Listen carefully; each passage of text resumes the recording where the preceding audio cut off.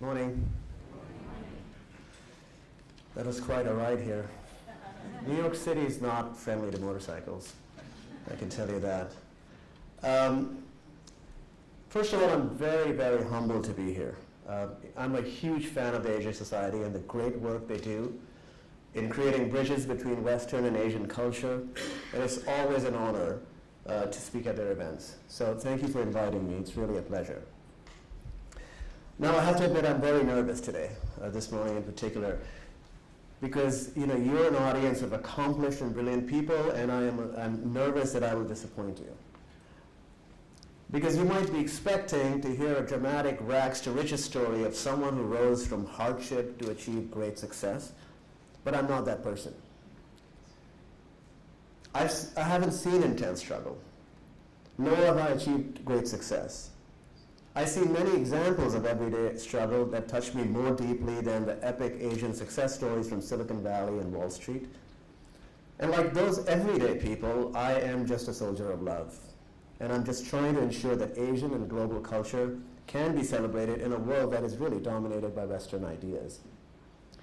And there's a reason that video has loser in the title, because I like to talk about success and failure, winning and losing. And I think we Asians are famous for being overachievers, for raising children that work harder, get into better schools, and earn more on average than most communities in the USA. And our obsession with winning, with succeeding, is part of our DNA. We are proud of our achievements in America and the rest of the world, and we should be. We've earned it. But let's ponder for a moment the flip side of that coin. Failure. It's something I've experienced many times, and it's one of my best friends. Growing up in a family of doctors, I was deemed a failure much before my career even began. The day I refused to take the medical entrance exam. And as I went through my peculiar trajectory in life, I began to alienate not just my family, but also my closest friends, because I was stepping outside their narrow and traditional vocabulary of success. Safe, well-respected professions, wealth and security, things that our communities will accept, admire, and endorse. In fact, for many years, my parents didn't speak to me because they felt I'd betrayed their expectations, having broken the family tradition. My mom still sometimes doesn't talk to me, by the way. It's like on a daily basis, we have this relationship. Today, she's cool. I was an outsider in India because my dreams exceeded the city limits of my hometown. My ambitions transcended the country I was born in, and my ideas of a global community where music, food, culture, travel, trade, and diplomacy were the ingredients for a more harmonious and connected world sounded utopian and silly to most people. Plus, I had pierced ears and dressed like David Bowie, which didn't go well with the bureaucrats and clerks I was dealing with in my first job in New Delhi. But I was exposed to disparity and marginalization and the subcultures that form the fabric of any society. I worked in Dubai for many years. Anyone been to Dubai? Cool. A hypnotic but deceptive city where openness, inclusion, tolerance, and fundamental rights are esoteric ideas that I wish the United Arab Emirates would invest in like they do in tall buildings. In my first interview there, out of ignorance, I asked for a salary at the same level as the Europeans in that company. And I was told by the president of the company that I was an arrogant daydreamer who would never get a job in Dubai or elsewhere. That was a setback. But eventually I found a great job and learned something about diversity, because for all that is imperfect in that country, it is an experiment in how different races can work together harmoniously for monetary gain. Growing up liberal, in a liberal household and attending a French-British school in India, I had extended exposure to Western literature and ideas, and particularly Western pop music. I had a classic fantasy of the old America, shaped by Ginsberg and Bob Dylan and Springsteen, Archie comics, Mad Magazine, and movies like The Godfather and Taxi Driver. I had a particular fascination for New York because all my heroes at the time, from Kerouac to Bowie to Patti Smith and the Velvet Underground, had invented themselves in this city.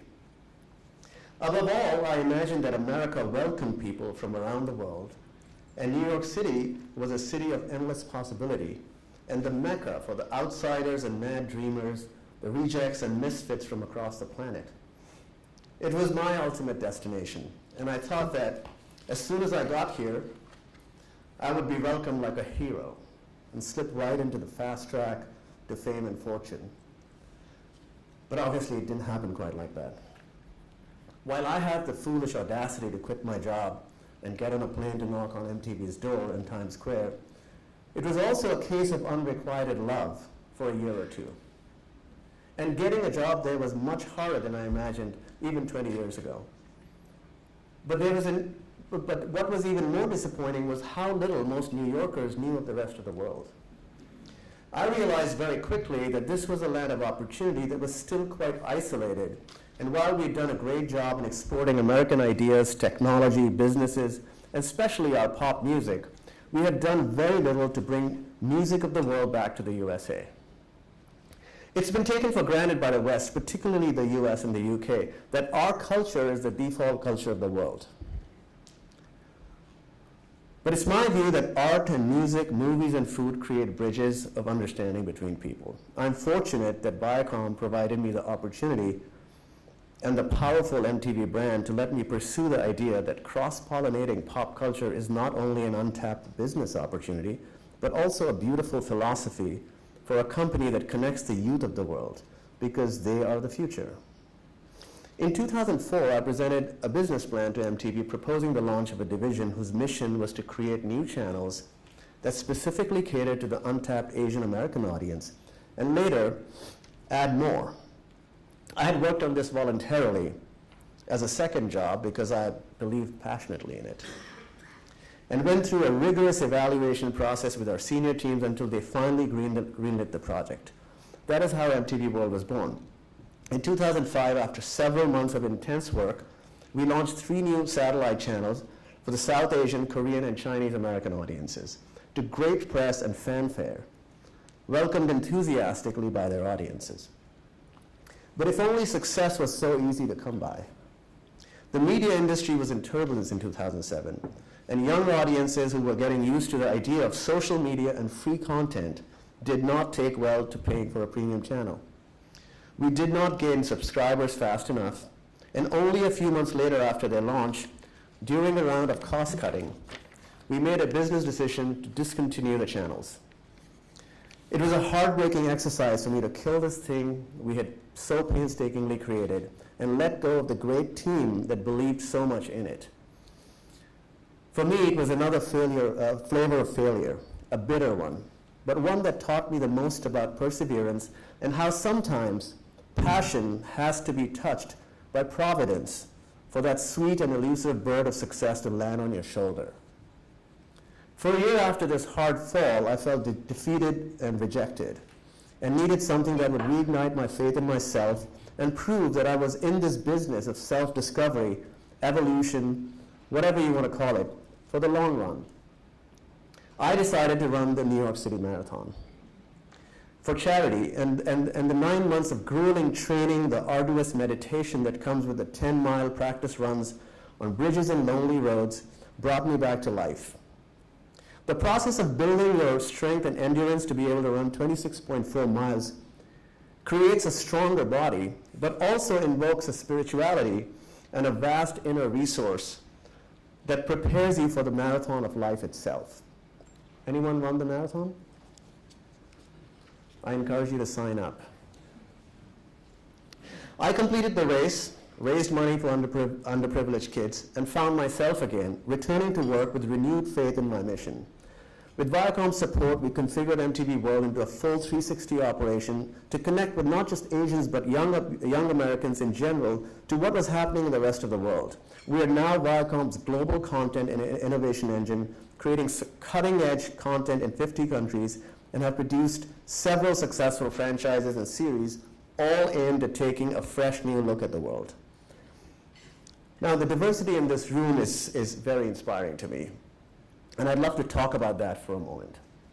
I was chairman of MTV Networks' Diversity Council for a couple of years and got a first-hand look at the challenges and opportunities around creating a skilled workforce that represents our real world. I work for a very special organization, one that has truly evolved the meaning and practice of diversity. At Viacom, we work in an environment of mutual respect and inclusion, not just of age, color, gender, and sexual orientation, but also of philosophies, ideas, points of view. And I think this is reflected in the vibrancy and richness of our programming on all our screens, as much as it is evident in our teams, our day-to-day operations, our business strategy, and our leadership in the media space. Which brings me to the new America, the one that I started to build when I arrived here in 1995, and one that all of you are creating in your own lives every day. I believe we live in a world of possibility. Yes, there are wars and natural disasters, challenges to the environment, disparity, poverty, and disease. But we also live in an age of ambition and hope, where travel and technology have created unprecedented access and connectivity, and the world can actually talk to itself. After the tragedy of 9/11 and the sobering recession that followed, we are on the mend. And I sense around me in New York and elsewhere a renewed energy, a rebirth of creativity and enterprise.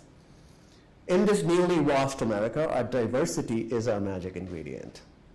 Because we are a nation of immigrants, we all have many worlds within us. We have an emotional and intellectual vocabulary that is the envy of other nations. And this will help our country lead again. And all of you in this room represent that new America. Before I end, I want to talk about an aspect of diversity we don't talk about that much. Let us diversify the meaning of success so we can include failure in it. Let us consider losing as part of winning, because all these are flip sides of the same coin, and in my opinion, essential to a life well lived. It is my belief that the ones who failed and were outcast, the losers and misfits who walked on the road less traveled, are also winners. We should heap as much praise on people who have taken risks and tried and failed as we do on people who have achieved fame and fortune. Going against the grain and falling down chasing a dream is as much an act of winning as succeeding at something that is tried and tested. To me, trying is more important than succeeding. Getting up after falling is more important than winning. We must encourage and applaud audacity and boldness and be forgiving of the foolish. Because if it wasn't for my foolishness, I would never have been any wiser, and if I had never failed, I would never have won. I would not be here in front of you today. Thank you. Let's start with your personal journey, because people like to talk about your personal journey. You came over here in 1995. You've had an incredible successful career, and it's still continuing. How were you able to assimilate into the American culture and be able to make a name and rise and be successful, whereas others have struggled in the same journey? You know, I think it was incredibly easy, but also it was incredibly hard. Because I had a very different impression of America in New York before I actually came here. I had a much more nuanced understanding of this country, and I think that I was mistaken a little bit. I assumed that people would know who I was and know where I came from, and be as aware of Asian culture and Indian culture as I was of American culture. And I found that we're actually a very inward-looking society in New York, and everything else seems like almost a second thought. Mm-hmm. So this was a very sobering realization, and as soon as I came to realize that I would have to reinvent myself completely, I went about it in a very deliberate manner. Mm-hmm. When I woke up to this fact, So, and from that point on, I think it's been very easy, because at the end of the day, this is a very open country, a very open city, and it offers opportunities that really don't exist anywhere else in the world. So you talk about failure, which is a great thing. In the Asian culture, it's like, I remember my mom says, whatever you do, don't put shame to your family. That's the expression of, shame on you, right? Like in the Asian culture. Like, so I grew up like, oh, I can't do anything wrong. I'd rather just like low profile, don't say anything, be quiet, and don't stand out. Right. So you talk about failure. Failure is talking about standing out, going in and taking a swing and missing. Mm-hmm. Is that something that you think is a difference between maybe you and some of the other people who have the potential but just never got to the level that they can't to reach their potential? First of all, thank you for saying that I'm greatly successful. I don't think I am. Particularly in our community, the standards of success are very high. And I could name 10 people in this room who I would deem more successful than I am. But having said that, so you're humble too. It's not. I don't a great Asian culture. I don't think it's humility. I think it's just it's sobriety. I think.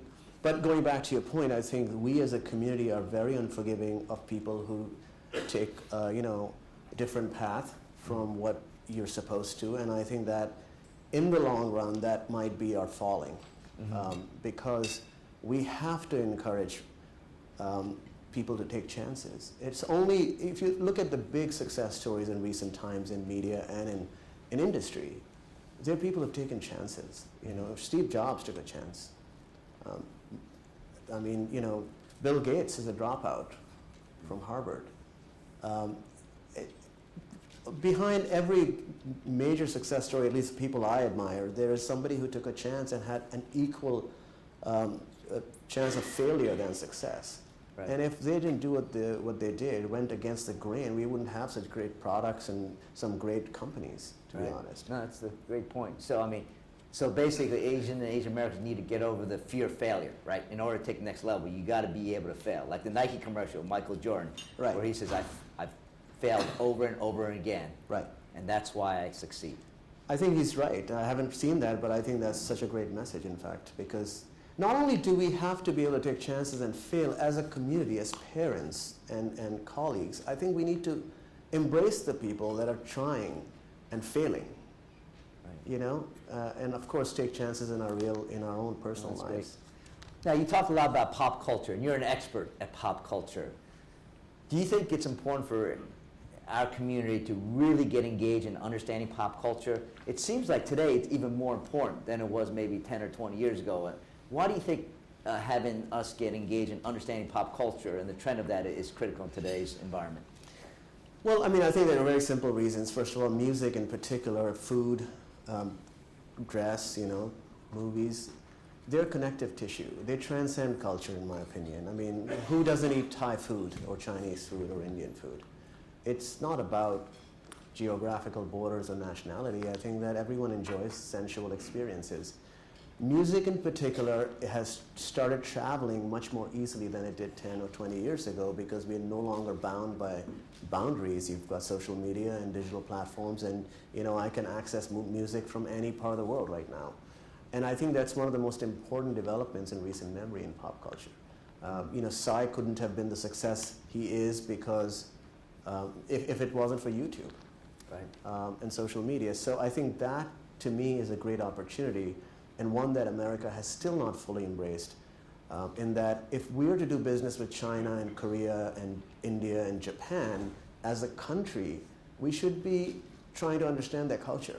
Mm-hmm. And I think that expectation that America has of, well, China should, embrace everything that's American, or I'll give you a specific example. A lot of times when I'm trying to promote Asian artists in the US, I'm asked the question, do they sing in English? I'm like, well, does Lady Gaga sing in Japanese when she tours Japan? Right. Or does Kanye West sing in Mandarin when he's touring China? Why is the expectation that we will learn other people's, other cultures will learn our language? I think that's very arrogant, and it's very old school. And I don't think that's changing? Of course. Psy wasn't singing his song in English. Was he? I don't know.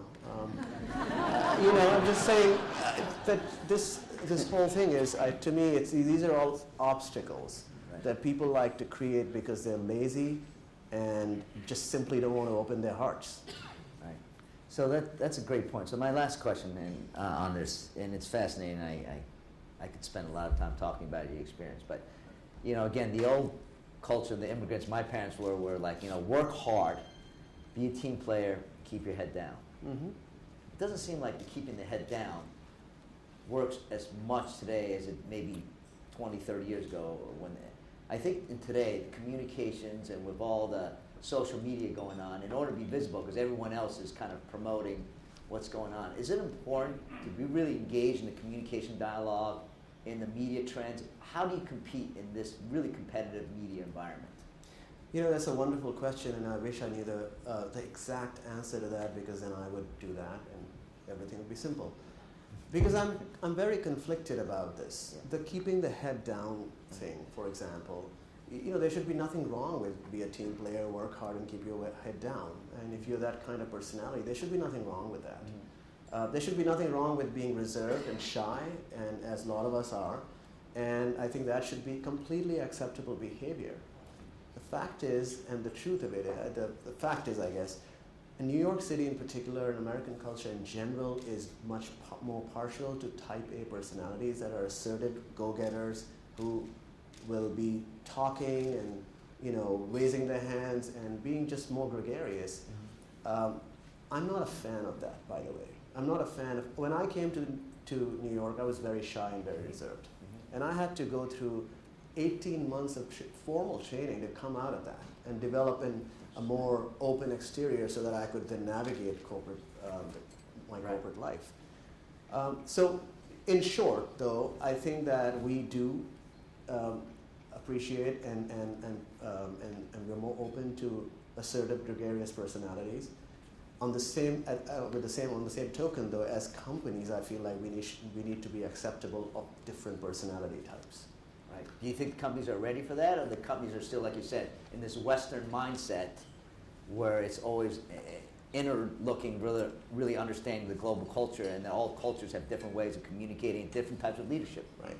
I think we have a very long way to go as a corporate society to embrace a diversity of behaviors. A very long way to go. Because if you look at and we all attend meetings in our corporate life, those meetings are dominated by people whose voices are heard first. I mean, they're dominated by assertive people. And I think that there's nothing wrong with being assertive. I think that's great. But at the same time, if someone is smart and brilliant, but is shy and reserved, I think that we should be accommodating of that behavior and encourage it, you know? Are we there yet? I don't think so. Great. Well, thank you so much for your time, Nusrat. It's an honor and pleasure. Nusrat, who's very humble, was the Pinnacle Award winner for the Asian American Business Development Center, and just a role model for all of us here. So thanks again for taking time out of your busy schedule to be with us. Give it a